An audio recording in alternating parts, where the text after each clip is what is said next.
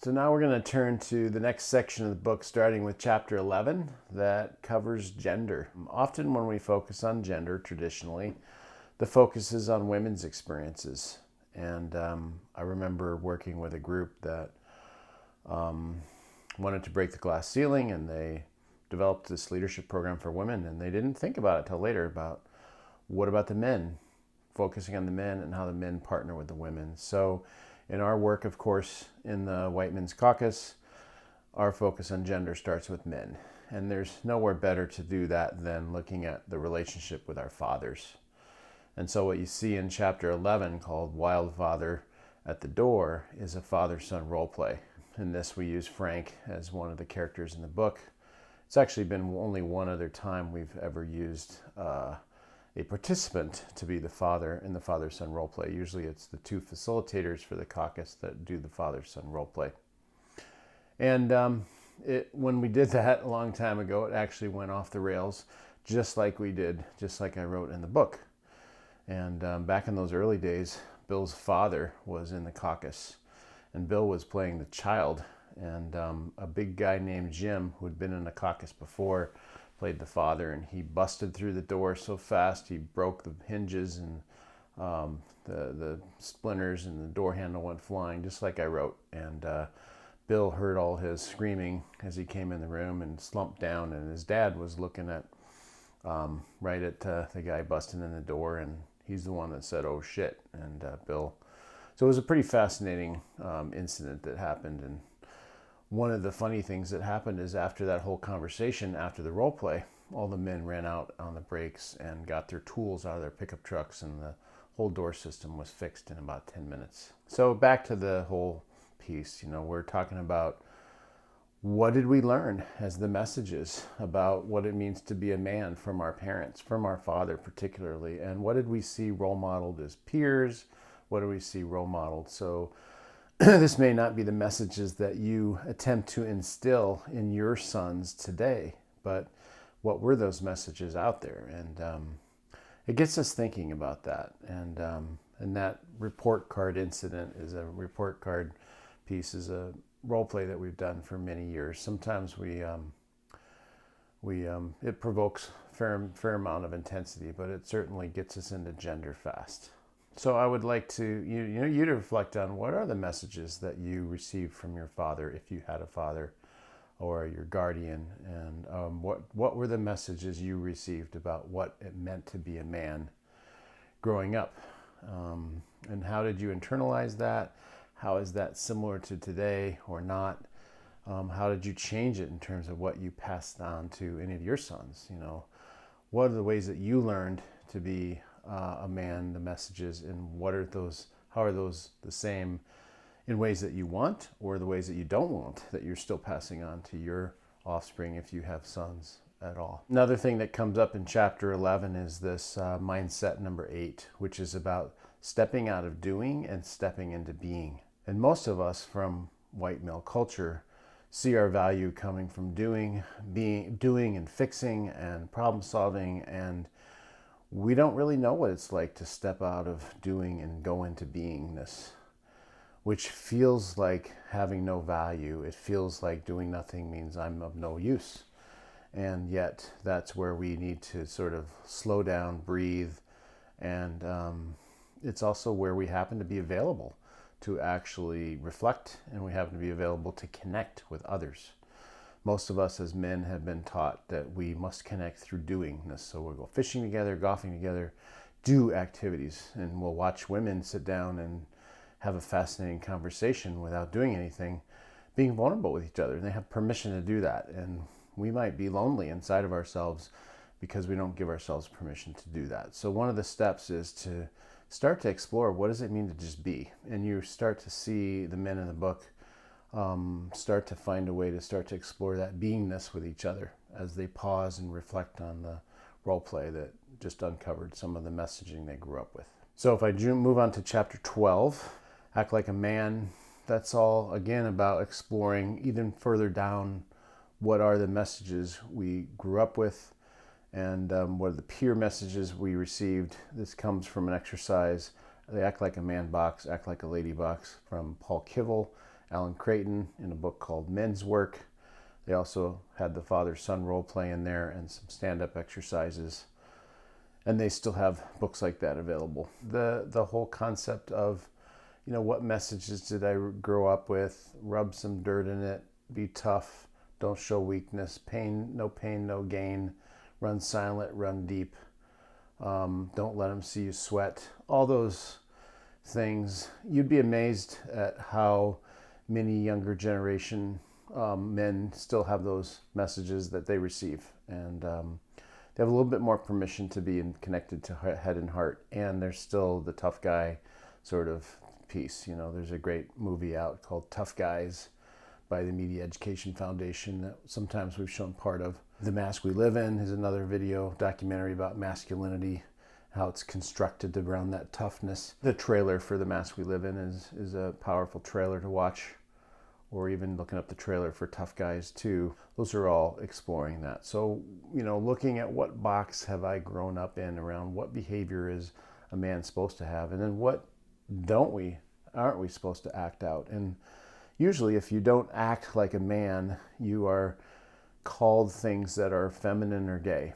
And that's many of my experiences of our peers growing up, is we've been in that socialized by our own homophobia to stay in the man box. And there's a price to that.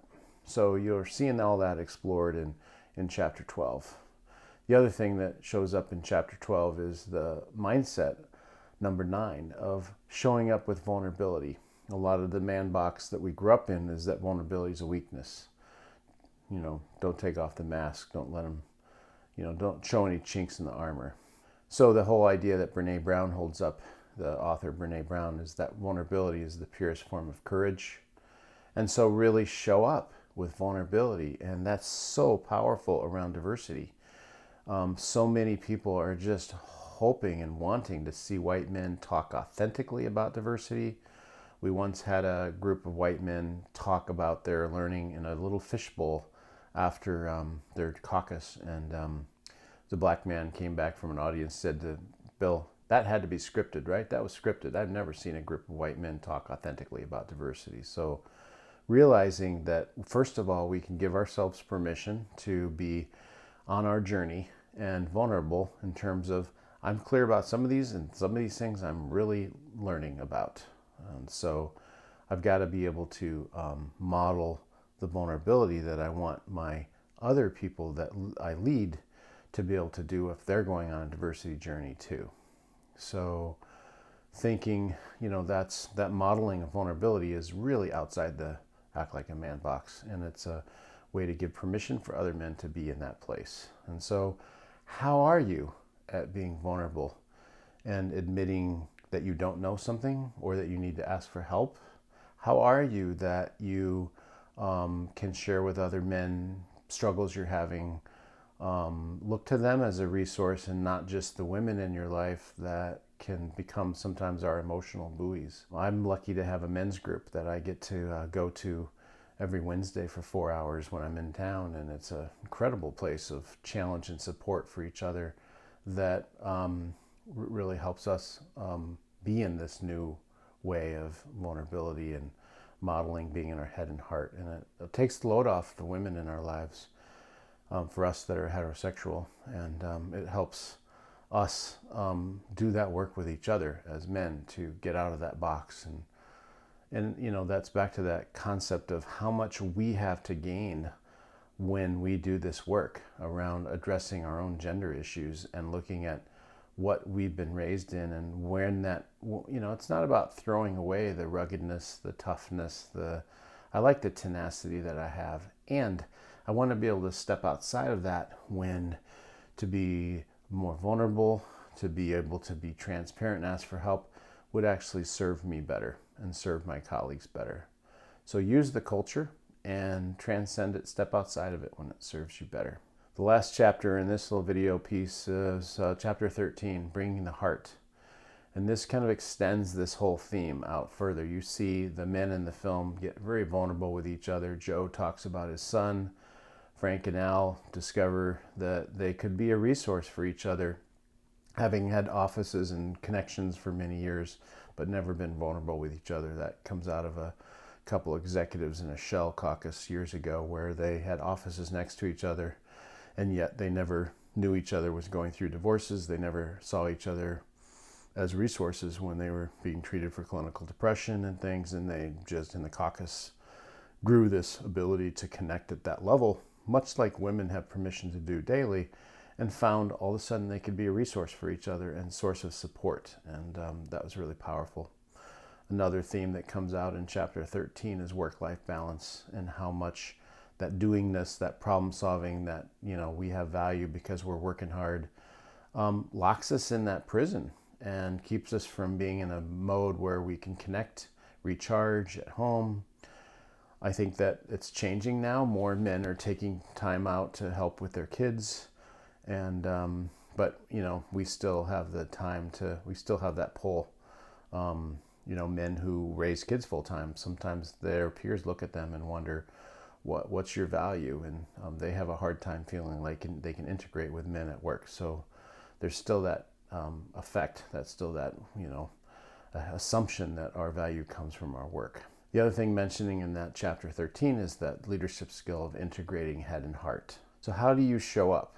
Do you stay in the rational mode and logical mode? How is it to take the elevator down and connect into your heart? Where do you find yourself doing that most comfortably? Can you do that with women, some people in your life? Can you do that with other men? And again, model that vulnerability. Because some of the people that you lead resonate at the head level, but some will resonate at the heart level. And you'll be a better leader the more you can do both. And check out your own sense of work-life balance. How is that? How healthy are you?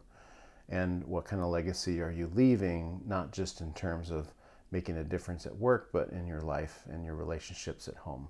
Most of us on our deathbed will be reflecting on those important to us in our life and what kind of love we left and connected and were with people. And that comes out of the being mode more than the doing mode. So we have to tap into both.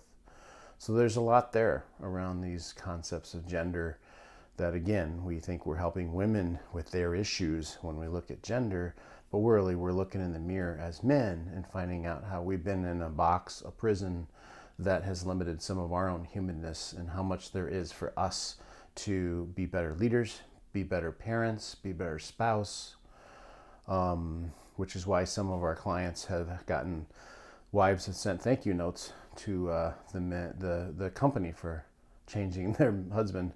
And the research shows that white men from caucuses listen 33% more, even a month after their caucus. Coworkers notice that. The white men don't notice that themselves, according to the research that you can see in the appendix of the book. So there's a lot for us to gain in this kind of reflection. So keep it up.